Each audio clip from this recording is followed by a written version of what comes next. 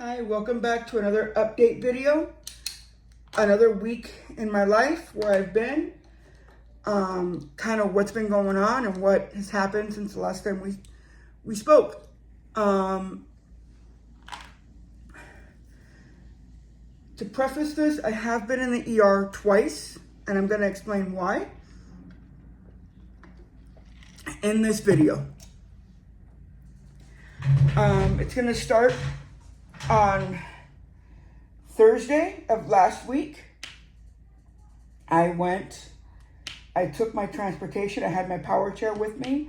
I went to get lab work done, and everything was going smooth. I checked in. I waited. It was taking a while. It was taking long, but where I go, there's a lot of people, so I was expecting it to take a little while.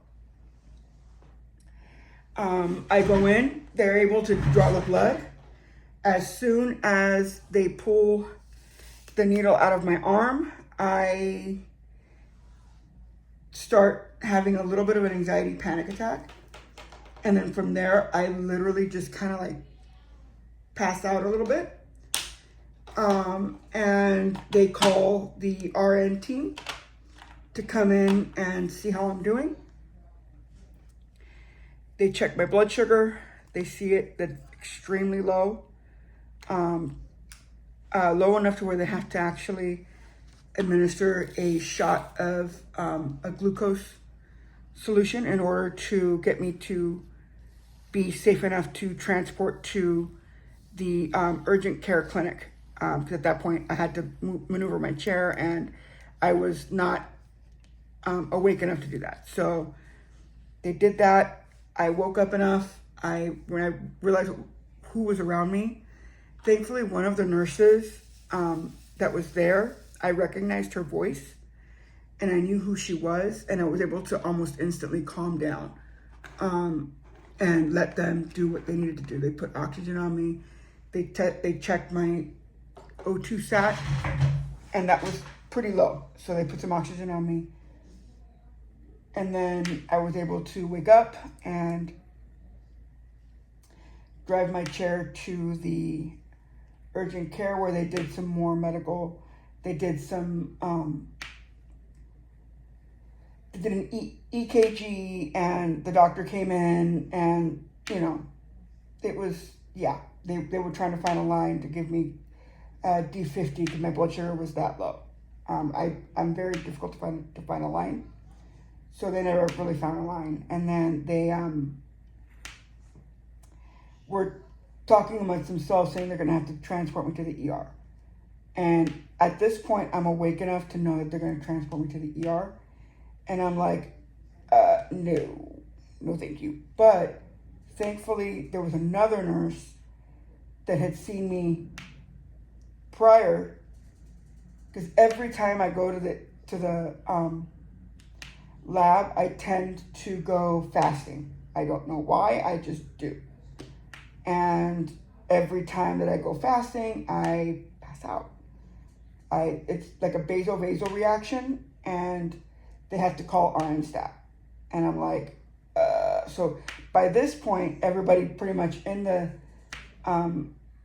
nurses, in the urgent care kind of knows who I am and stuff. So they start trying to talk to me and say, hey, look, we have to take you. We had to revive you. We had to give you glucagon. And per protocol, you have to get checked out at the ER. We cannot let you go home with glucagon in your system without being checked out. I'm like, okay. So I let them take me, and we get to the ER. The doctor comes in, starts, running tests here and there. And, they do scans, they do pretty much everything to try to figure out what the heck happened.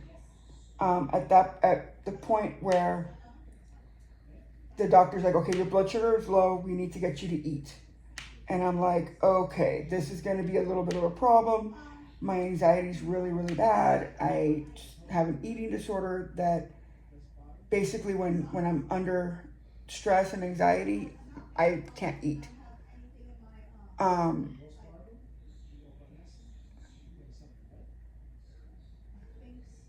So I basically tell him this is what I have, look at my chart, whatever. He basically tells me and looks at me and says, oh, well, I don't know how you got diagnosed with this disorder because you are overweight and only very thin people have this disorder. You obviously don't have it because you're overweight. So basically he was like, get over it and eat. I'm like, it's not going to happen that easy. So I end up staying there till late in the afternoon, like around 5, where I finally said, okay, you know what? I have to go. I can't stay because they wanted me to stay overnight. Because by this time that I'm saying I have to go, I had already been, moved twice into two different rooms. And then by the time I said I'm done, I have to leave, another doctor had said, okay, look, we need to keep you overnight to make sure that your glucose levels are stable and safe. We cannot we need to observe you overnight. And I'm like, you know what? I can't do that. I need to go. So I basically left AMA. And that was pretty much that visit. They got me stabilized and then I left. And then 2 days later, I wake up in the morning at 3 o'clock and I'm struggling to breathe because my back is hurting so bad.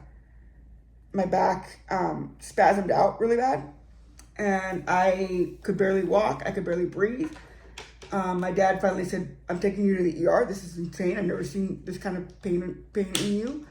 We need to figure out what in the heck happened. So they took me into the ER.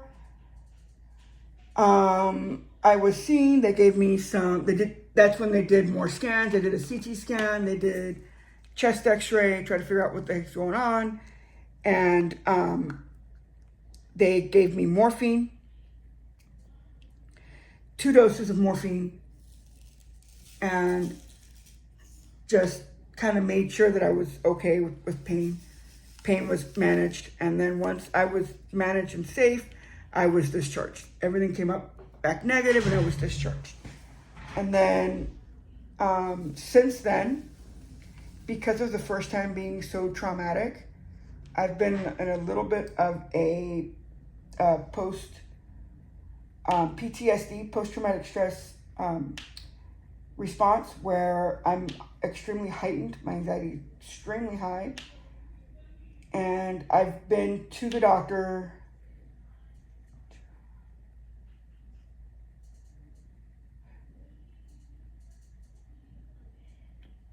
once after. I went to the doctor to my weight management clinic the day before I went to get lab work done. And then the next day I went to get lab work done. At the weight management clinic, I actually had a panic attack where I was desatting. They had to call paramedics. Paramedics came in. They checked me out and I was able to go home. The next day, that's when all hell broke loose. I ended up in the ER. Then,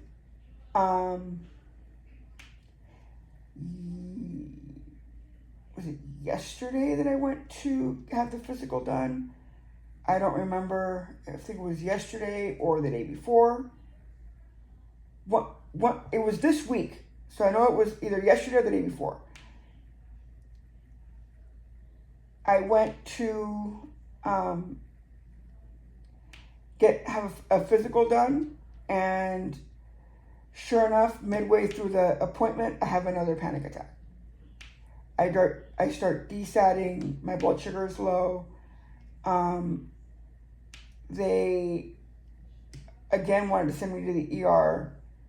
This time I was able to come out of it pretty quickly, and I was able to